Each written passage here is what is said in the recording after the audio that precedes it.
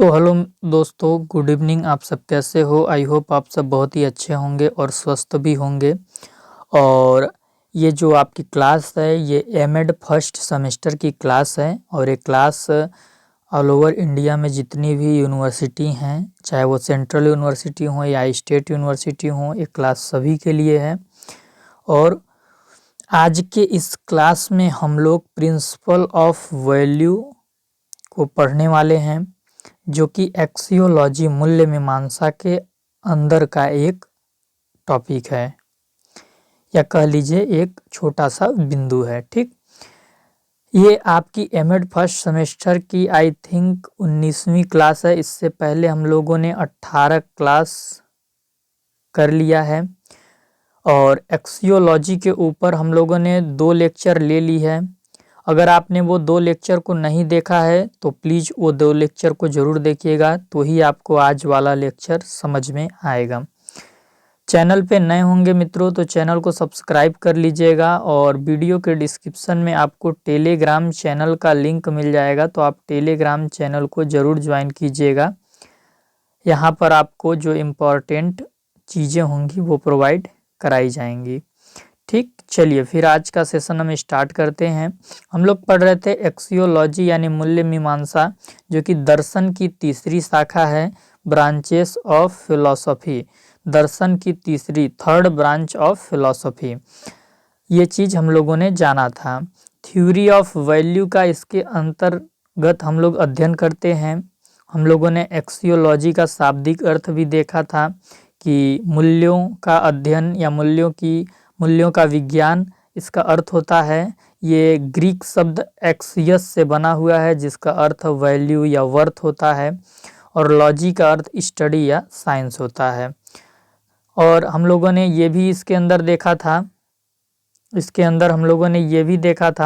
कि जब हम मूल्यों का वर्णन करते हैं, मूल्यों की विवेचना करते हैं, मूल्यों की समीक्षा करते हैं या मूल्यों का विश्लेषण करते हैं, तो हम मूल्य मीमांसा का अध्ययन कर रहे होते हैं। Nature of value, meaning of value, principle of value, sources of value, मूल्यों को प्राप्त कैसे करते हैं, मूल्यों को संरक्षित कैसे रखें, types of value, importance of value, ये सारी चीज़ों का अध्ययन हमें मूल्य मीमांसा कराता है। टोटल थ्योरी ऑफ वैल्यू का अध्ययन हमें मूल्य मीमांसा कराता है। तो हम लोग नेचर ऑफ वैल्यू पढ़ चुके थे, मीनिंग ऑफ वैल्यू भी हम लोग पढ़ चुके थे। आज के वीडियो में हम लोग प्रिंसिपल ऑफ वैल्यू पढ़ेंगे कि मूल्यों के नियम क्या होते हैं, मूल्यों के सिद्धांत क्या होते हैं।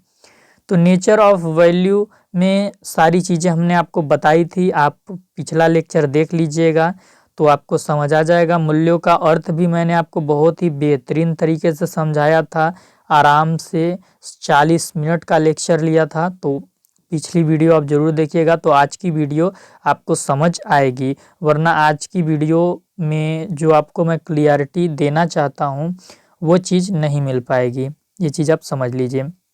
देखिए, सबसे पहले तो अपने दिमाग में ये रखिए कि प्रिंसिपल ऑफ वैल्यू के कुछ स्थायी प्रिंसिपल मतलब किसी ने दिया नहीं है। कोई दार्शनिक, किसी भी दार्शनिक ने मूल्यों के संबंध में कोई कठोर प्रिंसिपल कह लीजिए नहीं दिया है। लेकिन यदि हमें मूल्यों को समझना है थोड़ा बेहतरीन तरीके से, मूल्य का जो कॉन्सेप्ट है उसमें थोड़ा क्लियरिफिकेशन चाहिए, तो हमें मूल्यों के नियम को जानना चाहिए। तो देखिए, मूल्यों के नियम में सबसे पहले हम क्या देखते हैं कि मूल्य क्या है? अमूर्त आदर्श है, एक अमूर्त संप्रत्यय है, अमूर्त आदर्श है। जो चीज़ अमूर्त रूप में होगी उसी को हम मूल्य कह सकते हैं। यदि कोई चीज़ मूर्त रूप में है तो वो मूल्य नहीं हो सकती, क्योंकि मूल्य क्या है? एक संप्रत्यय है, एक आदर्श है। मूल्य को व्यवहार में लाने पर प्रतिमान बन जाता है।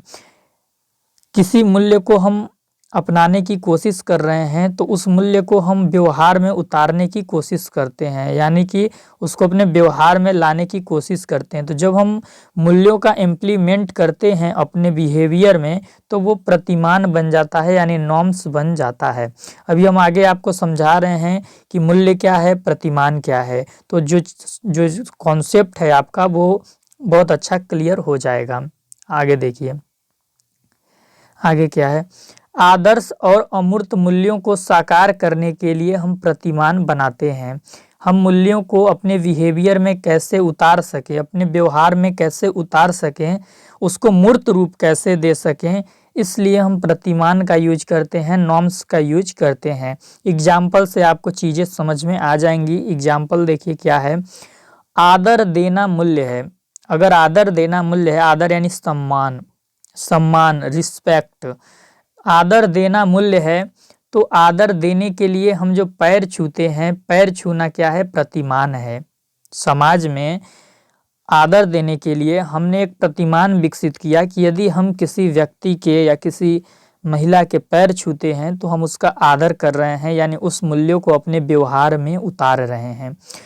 तो अमूर्त रूप क्या है? मूल्य है, एक संप्रत्यय है, एक आदर्श है, और उसी को मूर्त रूप हम जब दिए अपने व्यवहार में उतार के या उसको इम्प्लीमेंट करके, तो वो हमारा प्रतिमान होता है। तो ये चीज़ आपको समझना है कि मूल्य को साकार बनाने के लिए, मूल्य को अप्लाई करने के लिए प्रतिमान हमारा साधन होता है। क्या होता है?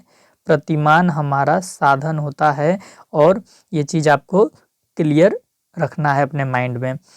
दो प्रतिमान आपस में भिन्न हो सकते हैं, लेकिन ये जरूरी नहीं है कि दो प्रतिमान यदि भिन्न हैं तो वो उसके अलग अलग मूल्य होंगे। कहा यह जा रहा है कि दो प्रतिमान हो सकता है डिफरेंट होंगे, लेकिन दो प्रतिमान के डिफरेंट होने से ये जरूरी नहीं है कि उनके मूल्य भी डिफरेंट हो, वो मूल्य सेम भी हो सकते हैं। जैसे आप उदाहरण के लिए समझ लीजिए कि हमें किसी व्यक्ति को आदर देना है तो हम उसका पैर भी छू सकते हैं, पैर भी छू सकते हैं, या हम अपने जुबान से बोल सकते हैं कि प्रणाम।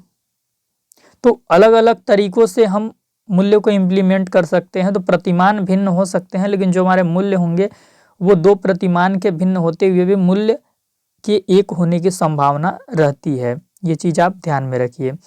प्रतिमान मूल्यों तक पहुंचने का माध्यम है। प्रतिमान के द्वारा हम क्या करते हैं कि मूल्यों को अपनाते हैं, मूल्यों को अपने व्यवहार में लाते हैं। तो मूल्यों को हमें करीब से जानना होता है। भाई किसी मूल्य के बारे में, कोई मूल्य क्या है? हमारा एक संप्रत्यय है, हमारा एक आदर्श है, एक विचार है। तो उसको हम बेहतर तरीके से कब जानते हैं? जब हम उसको अपने व्यवहार में लाते हैं, हमको उसका आउटपुट मिलता है। तो प्रतिमान क्या होता है? मूल्यों तक पहुंचने का माध्यम होता है कि यदि किसी मूल्य को हमें करीब से जानना है तो उसके लिए हमें प्रतिमान विकसित करना पड़ता है, और उस प्रतिमान के जरिए हम मूल्यों का प्रसार करके मूल्यों को बेहतरीन तरीके से समझते हैं। अब मूल्यों के प्रिंसिपल में ये भी बात शामिल हो जाती है कि जो मूल्य होते हैं, जो वैल्यू होते हैं, वो सब्जेक्टिविटी भी उनमें होती है और ऑब्जेक्टिविटी भी होती है। यानी जो मूल्य होते हैं वो वस्तुनिष्ठ भी होते हैं, आत्मनिष्ठ भी होते हैं। यानी मूल्य आपके वस्तुनिष्ठ एवं आत्मनिष्ठ दोनों रूप में होते हैं। ये चीज़ आपको ध्यान में रखनी है। अब सर आप पूछेंगे कि सर ये वस्तुनिष्ठ आत्मनिष्ठ ये क्या बोल रहे हैं, थोड़ा इसको समझाइए। तो लीजिए समझिए। देखिए वस्तुनिष्ठता क्या है कि जैसे कोई मूल्य है, जैसे कोई मूल्य है और उस मूल्य के लिए सहमति, उस मूल्य के लिए सहमति या स्वीकृति अधिकतर लोगों में है। यानी कोई मूल्य समाज में विद्यमान है और उस मूल्य की स्वीकार्यता, उस मूल्य का एक्सपेक्टेंस, स्वीकृति अधिकतर लोगों द्वारा है। यानी समाज, एक बहुसंख्यक समाज जो है उस मूल्य को स्वीकार कर रहा है, उस मूल्य को मान्यता दे रहा है। तो हम क्या बोलेंगे कि वो मूल्य वस्तुनिष्ठ है, उस मूल्य में वस्तुनिष्ठता है। तो यानी किसी मूल्य की वस्तुनिष्ठता कब निर्धारित होती है? जब वो मूल्य बड़े पैमाने पर स्वीकार किया जा रहा हो, समाज के द्वारा, समुदाय के द्वारा, एक बहुसंख्यक वर्ग के द्वारा।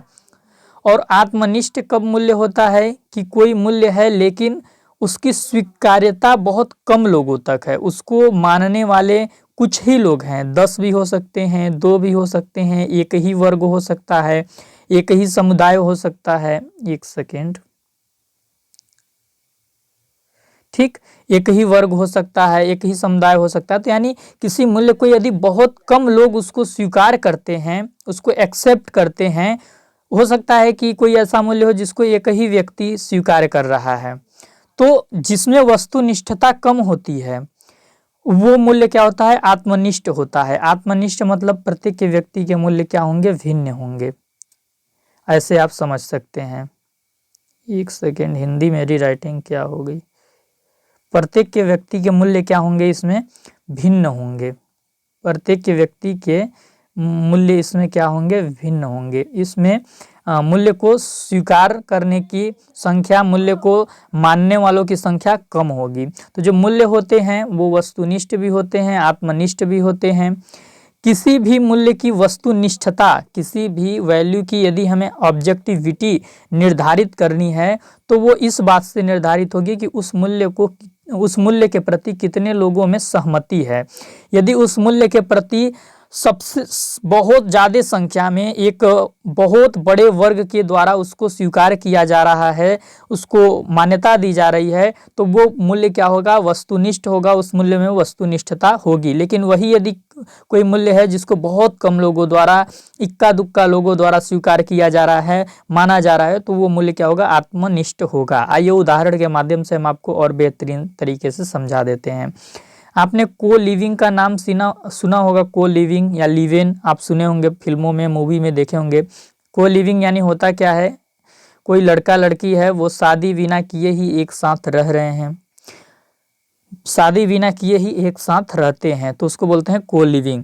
तो जो को लिविंग है उसको उसकी जो स्वीकार्यता है, उसके प्रति जो लोगों में सहमति है, वो क्या है कि जो यूथ जनरेशन है हमारा, वो तो इस बात को एक्सेप्ट कर लेता है कि ठीक है, को लिविंग सही है। यदि एक लड़का और लड़की दोनों अगर आपस में उन लोगों के वैचारिक मेल मिलाप हैं तो वो लोग साथ में रह रहे हैं, तो इसमें कहीं कोई गलत बात नहीं है। लेकिन जो हमारे पूर्वज हैं, जो हमारे मम्मी पापा होते हैं, जो हमारे दादा दादी होते हैं, वो को लिविंग के खिलाफ होते हैं। यानी एक समाज का बहुत बड़ा वर्ग को लिविंग के खिलाफ होता है, लेकिन कुछ वर्ग ऐसा भी है जो को लिविंग को सही मानता है। तो को लिविंग आपका क्या हो जाएगा, इसमें क्या है कि सहमति कम लोगों की, इसके प्रति कम लोगों की सहमति अभी भारत में बन पाई है, अधिक संख्या में सहमति इसके प्रति नहीं बन पाई है। तो ये क्या हो जाएगा, आपका आत्मनिष्ठ हो जाएगा, आत्मनिष्ठ हो जाएगा, आत्मनिष्ठ हो जाएगा। और वहीं एक उदाहरण और आप एक और उदाहरण के माध्यम से बहुत अच्छा समझ सकते हैं। आपने लव मैरिज का नाम सुना होगा, अरेंज मैरिज का भी नाम सुना होगा। लव मैरिज क्या होता है, लड़का लड़की मिलते हैं कॉलेज में, स्कूल में, पार्क में, गार्डन में, कहीं भी मिलते हैं, उन लोगों की नज़रें लड़ती हैं, प्यार मोहब्बत होता है, इश्क विश्क होता है, और फिर शादी तक बात जाती है कि भैया हमने प्यार किया, अब तो हम शादी करेंगे। तो इस प्रकार से शादी करने का जो विचार है, उसके प्रति सहमति समाज में कम लोगों के दिमाग में होता है कि लव मैरिज एक सही फार्मूला है शादी करने का। इसके प्रति जो हमारे दादा दादी हैं, हमारे माता पिता हैं, समाज का जो एक बहुसंख्यक वर्ग है, इसकी मान्यता नहीं देता है। आप लोग यह बात इससे भी प्रमाणित हो जाती है कि आप लोग देखे होंगे कि कई जगह लव मैरिज करने पे लड़का लड़की को मारने, पीटने, भागने तक की नौबत आ जाती है। वो लड़का लड़की क्यों भागते हैं, क्योंकि उनके जो माता पिता होते हैं, लड़की के माँ बाप या लड़के के माँ बाप, वो इस बात से सहमत नहीं होते हैं, इस बात के वो विरोधी होते हैं, कहीं ना कहीं वो इस बात को एक्सेप्ट नहीं करते हैं। इसलिए लड़के लड़की इस फैसले पे मजबूर हो जाते हैं कि हम लोग भाग के शादी करेंगे। तो कोई ऐसा विचार जिसपे सहमति बहुत कम है, कम लोगों में है, तो वो क्या हो जाएगा, आत्मनिष्ठ हो जाएगा, सब्जेक्टिव हो जाएगा। और अरेंज मैरिज क्या है कि भैया जो रस्म होते हैं हमारे धर्म के, यदि हम हिंदू धर्म के हैं तो 7 फेरे लेंगे, पंडित जी कुछ मंत्र पढ़ेंगे, बहुत सारे लोगों को इनवाइट किया जाएगा, खान पान की सुविधा उच्च लेवल पर की जाएगी और रस्मों रिवाज से शादी होगी। तो ये जो अरेंज मैरिज का कॉन्सेप्ट है, जो अरेंज मैरिज का विचार है, इसके प्रति सहमति सभी समाज में है, मतलब सभी वर्ग में है, सभी समुदाय में है। समाज का जो आखिरी से आखिरी सीमा में लोग रहते होंगे, आखिरी लोग रहते होंगे, वो भी इस चीज को मानते हैं कि अरेंज मैरिज सही है, इस प्रकार से ही लोगों का शादी विवाह होना चाहिए। ये हमारे भारतीय संस्कृति को बढ़ावा देता है, हमारे भारतीय संस्कृति का महत्वपूर्ण उदाहरण है। तो ये हमारा कैसा मूल्य हो गया, ये हमारा वस्तुनिष्ठ मूल्य हो गया, क्योंकि इसके प्रति जो सहमति है वो बहुसंख्यक समाज के द्वारा दी जा रही है, बहुसंख्यक लोगों द्वारा दी जा रही है, अधिकतर लोगों द्वारा दी जा रही है। तो आई होप आप समझ गए होंगे कि किसी भी मूल्य की वस्तुनिष्ठता या आत्मनिष्ठता कैसे निर्धारित होती है। सहमति के बेस पे निर्धारित होती है, स्वीकार्यता के बेस पे निर्धारित होती है, ये फैक्टर इसमें मायने रखते हैं। आइए लास्ट में जो कुछ एग्जाम्पल हैं उससे आपका मूल्यों के विषय में जो ये क्या हो जा रहा है भाई, ये जो लास्ट में एक उदाहरण है इससे आपका मूल्यों के संबंध में बिल्कुल क्लियर कॉन्सेप्ट हो जाएगा, एकदम क्लियर क्रिस्टल हो जाएगा, कोई भी दिक्कत नहीं होगी। देखिए यहाँ पे हम कुछ देखेंगे कि मूल्य हम किसे कह सकते हैं और उन मूल्यों को आगे बढ़ाने के लिए, उन मूल्यों को संरक्षित रखने के लिए हम किन किन प्रतिमानों का उपयोग करते हैं। ठीक, देखिए अनुशासन क्या है, डिसिप्लिन आपका एक मूल्य है और इस मूल्य को व्यवहार में लाने के लिए क्या प्रतिमान बनाया गया है, कैसे प्रतिमान विकसित किए गए हैं आप देख सकते हैं। अनुशासन हमें दिखाना है कि अनुशासन का जो मूल्य होता है वो हमारे अंदर है, तो इस चीज को दिखाने के लिए हम क्या करते हैं, अध्यापक के व्याख्यान को ध्यान से सुनते हैं कि भाई क्लास में टीचर पढ़ा रहा है तो जो स्टूडेंट हैं वो कॉन्संट्रेट करके, ध्यान एकाग्रता करके उसके व्याख्यान को, उसके एक्सप्लेनेशन को सुनते हैं। तो टीचर के बातों को शांतिपूर्वक सुनना, ध्यान से सुनना, ये क्या है, एक डिसिप्लिन है। तो अनुशासन जैसे मूल्य को व्यवहार में लाने के लिए जो प्रतिमान है वो क्या है कि अध्यापक के व्याख्यान को छात्र ध्यान से सुन रहे हैं। विनम्रता भी आपका एक गुण है, विनम्रता। तो विनम्रता मतलब क्या है कि आप सहज हैं, सरल हैं, कोमल हैं, ये आपके विनम्रता है। तो विनम्रता जैसे मूल्य को व्यवहार में लाने के लिए कैसे प्रतिमान विकसित किए गए हैं आप देख सकते हैं कि कक्षा में अध्यापक के आने पर छात्रों द्वारा किया गया अभिवादन।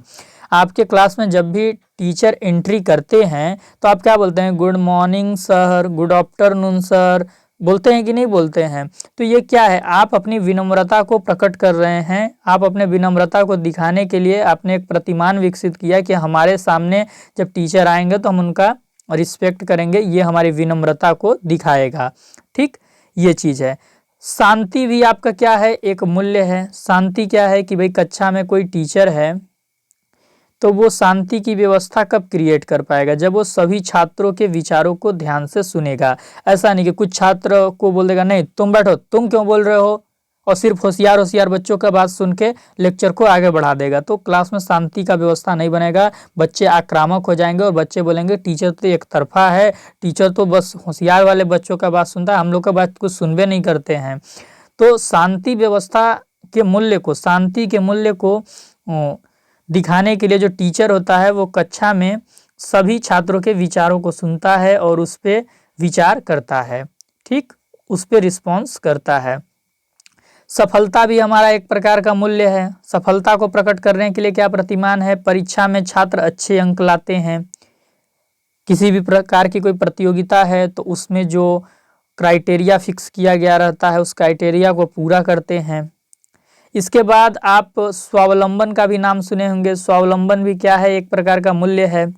तो इस मूल्य को व्यवहार में लाने के लिए कैसे प्रतिमान विकसित किए जाते हैं, हम अपना काम खुद से करते हैं। बहुत अच्छा, यदि उदाहरण एक लेंगे तो गांधी जी का नाम तो सुने ही होंगे, हमारे राष्ट्रपिता हैं महात्मा गांधी। तो महात्मा गांधी जी क्या करते थे, अपना शौचालय, टॉयलेट जो होता है जहाँ पे आप शौच करते हैं, शौचालय क्या करते थे, स्वयं से साफ करते थे। बहुत ही कम लोग आज भारत में मौजूद होंगे जो अपना शौचालय खुद से साफ करते हैं, उनको बेइज्जती लगता है। भाई यदि किसी चीज को गंदा हम कर रहे हैं तो उसको साफ करने में कैसी बेइज्जती, तो अपना काम खुद से करना स्वावलंबन का गुण है। तो गांधी जी जो अपना काम, अधिकतर अपना काम वो खुद से ही करते थे, अपना शौचालय भी वो खुद से साफ करते थे। तो इस प्रकार आज के लेक्चर से हम दो तीन चीज़ों के बारे में क्लियर अपना कॉन्सेप्ट कर लेंगे कि जो मूल्य है हमारा एक अमूर्त आदर्श है, अमूर्त संप्रत्यय है, और मूल्य को व्यवहार में लाने के लिए या मूल्य का प्रसार करने के लिए, मूल्य को बनाए रखने के लिए, उसकी प्रासंगिकता बनी रहे इसलिए उसको हम व्यवहार में लाते हैं। और व्यवहार में हम उसे प्रतिमान के द्वारा लाते हैं। जब हम मूल्य को व्यवहार में प्रकट करते हैं तो वो प्रतिमान के रूप में विकसित होता है। आदर्श और अमूर्त मूल्यों को साकार बनाने के लिए, मूर्त बनाने के लिए, मूल्यों में जान डालने के लिए, मूल्यों को सजीव रूप देने के लिए हम प्रतिमान का उपयोग करते हैं। हमने उदाहरण भी देखा कि अगर आदर देना मूल्य है तो आदर देने के लिए पैर छूना क्या है? प्रतिमान है। दो प्रतिमान भिन्न हो सकते हैं, लेकिन इससे ये निष्कर्ष नहीं निकलता कि उसके मूल्य भी अलग होंगे। हो सकता है कि प्रतिमान तो अलग हैं लेकिन उसके मूल्य एक होंगे। कोई मुस्लिम समुदाय का व्यक्ति है, वो आपको आदर देने के लिए बोलता है सलाम, और उसके बदले में जो व्यक्ति है वो बोलेगा वालेकुम सलाम। लेकिन वहीं पे अगर हिंदू समुदाय के दो व्यक्ति आपस में मिल रहे हैं और एक दूसरे को उन्हें आदर देना है तो बोलेंगे नमस्ते, अगला वाला भी बोलेगा नमस्ते, वो बोलेंगे प्रणाम तो अगला वाला भी बोलेंगे प्रणाम। तो यहाँ पे क्या है, प्रतिमानों में भिन्नता है लेकिन दोनों ही आदर देने का काम कर रहे हैं। दोनों के जो मूल्य हैं वो क्या हैं? एक हैं। तो दो प्रतिमान भिन्न होंगे, इससे ये निष्कर्ष नहीं निकलता है कि उनके प्रतिमान भी भिन्न होंगे। प्रतिमान क्या होता है? मूल्यों तक पहुंचने का माध्यम होता है। भाई कोई छोटा सा बच्चा है, जन्म लिया है, तो क्या उसको हम डायरेक्ट बोलेंगे कि बेटा किसी को आदर देते हैं ना तो ये बहुत अच्छी चीज़ है, तो उसको क्या पता कि आदर क्या है? तो उसको तो हम बोलेंगे बेटा नमस्ते बोलो अंकल को। नमस्ते बोलना एक आदर देना काम है। तो प्रतिमान के माध्यम से हम मूल्यों को बच्चों में विकसित करते हैं। तो जो प्रतिमान होता है वो मूल्यों तक पहुंचने का माध्यम है। इसे एक और आप रेफरेंस में ले सकते हैं, एक और कॉन्टेक्स्ट में ले सकते हैं कि यदि मूल्य को भाई हमें करीबी से जानना है, हमने कोई मूल्य विकसित तो अपने मन में कर लिया, किसी को देख ही के किया, कोई और व्यक्ति कर रहा था उसके बारे में सुने, देखे, समझे, कर लिए, अब उसको हम अपने व्यवहार में इम्प्लीमेंट करेंगे तो हमको उस मूल्य के बारे में और बेहतरीन समझ बनेगी। हमने गांधी जी के जीवन दर्शन को पढ़ा और देखा कि वो जिंदगी भर सत्य और अहिंसा का पालन किए थे, तो हमको एक समझ मिला कि सत्य अहिंसा का जो पालन करता है ना उसका जीवन बेहतर हो जाता है, महान पुरुष बन जाता है। लेकिन अगर अपने जीवन में उसी सत्य और अहिंसा को उतार लिए तो वो जो सत्य और अहिंसा मूल्य है उसका प्रैक्टिकल नॉलेज हमको हो जाएगा। तो इस कॉन्टेक्स्ट में भी इस बात को आप ले सकते हैं। वहीं हमने जाना कि मूल्य वस्तुनिष्ठ भी हो सकता है, आत्मनिष्ठ भी हो सकता है। ये वस्तुनिष्ठ आत्मनिष्ठ इस बात पे निर्धारित होता है कि उस मूल्य के प्रति सहमति कितने लोगों में है। अगर बहुत कम लोगों में सहमति है तो वो आत्मनिष्ठ होगा, बहुत ज़्यादा लोगों में सहमति है उस मूल्य के प्रति तो वो वस्तुनिष्ठ होगा। वहीं पे हमने उदाहरण भी देखे कि को लिविंग आज के वर्तमान स्थिति में आत्मनिष्ठ साबित होता है, लव मैरिज भी आत्मनिष्ठ साबित होता है, अरेंज मैरिज क्या होता है? वस्तुनिष्ठ साबित होता है। लास्ट में हमने कुछ उदाहरण देख लिए कि अनुशासन, विनम्रता, शांति, सफलता, स्वावलंबन क्या है? मूल्य है, क्योंकि ये अमूर्त संप्रत्यय है, अमूर्त आदर्श है। इनको व्यवहार में लाने के लिए जो प्रतिमान है वो क्या है कि भाई किसी के बात को हम ध्यान से सुन रहे हैं तो हम अनुशासन में हैं। विनम्रता के लिए क्या है? भाई किसी का अभिवादन कर दिए, किसी को आदर दे दिए तो विनम्र हैं हम। शांति क्या है? शांति मतलब यदि सबसे मिल के रह रहे हैं, सभी को समान अवसर मिल रहा है तो शांति है। सफलता क्या है? किसी चीज़ में सफलता पाने के लिए उसके लिए जो हम काम कर रहे हैं, अपना काम कर रहे हैं, अच्छे आउटपुट लेकर आ रहे हैं तो वो क्या है? हमारा अच्छे आउटपुट लाना एक प्रतिमान है सफलता का। स्वावलंबन क्या है? कि हम अपने काम को खुद से कर रहे हैं, अपने काम को खुद से करना स्वावलंबन का प्रतिमान है। जैसे अगर अपना शौचालय हम स्वयं से साफ करते हैं तो आई होप जो आज का लेक्चर था मूल्य के विषय में आपका जो कॉन्सेप्ट होगा कुछ क्लियर हो गया होगा।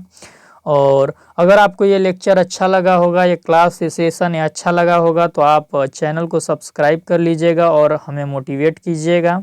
और वीडियो के डिस्क्रिप्शन में टेलीग्राम चैनल का लिंक होगा तो आप टेलीग्राम चैनल को ज़रूर ज्वाइन कीजिएगा। वहाँ पर आपको इम्पोर्टेंट PDF भविष्य में दिए जाएंगे, ये चीज़ आप ध्यान में रखिए, ठीक।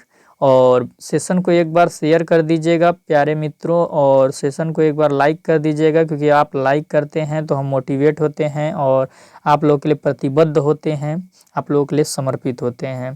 तो चलिए फिर मिलते हैं नेक्स्ट सेशन में। नेक्स्ट सेशन में हम क्या पढ़ने वाले हैं आपको बता दे रहे हैं, और नेक्स्ट सेशन में हम वो चीज़ देखेंगे। नेक्स्ट सेशन में हम देखने वाले हैं सोर्सेस ऑफ वैल्यू, कि मूल्यों को प्राप्त करने के स्रोत क्या हैं, मूल्य किस स्रोत से हम लेते हैं, ठीक, सोर्स क्या है जहाँ से हमारे अंदर मूल्य डेवलप होते हैं। तो सोर्सेस ऑफ वैल्यू पे हम बात करेंगे, और देन उसके बाद हम कोशिश करेंगे कि अगर हो जाए तो एक लेक्चर हम इस पे ले देंगे कि मूल्यों को प्राप्त कैसे करिए, तो आपका स्रोत में ही आ जाएगा। तो एक लेक्चर होगा तो हम ये लिख देंगे कि मूल्यों को संरक्षित कैसे रखें, इस पे ले सकते हैं। और फिर आपका एक लेक्चर टाइप्स ऑफ वैल्यू में हो जाएगा और एक लेक्चर आपका इम्पोर्टेंस ऑफ वैल्यू में हो जाएगा। यानी कि 3 लेक्चर और होंगे, और 3 नहीं 4, ये सोर्सेस वाले लेके 4 लेक्चर इस पे और होंगे, और आपका जो एक्सियोलॉजी है वो खत्म हो जाएगा। इसके बाद हम अलग से इथिक्स, एस्थेटिक्स, लॉजिक को एक एक लेक्चर लेंगे, क्योंकि वो एक बड़ा टॉपिक है तो उसको थोड़ा अच्छे से पढ़ना जरूरी है।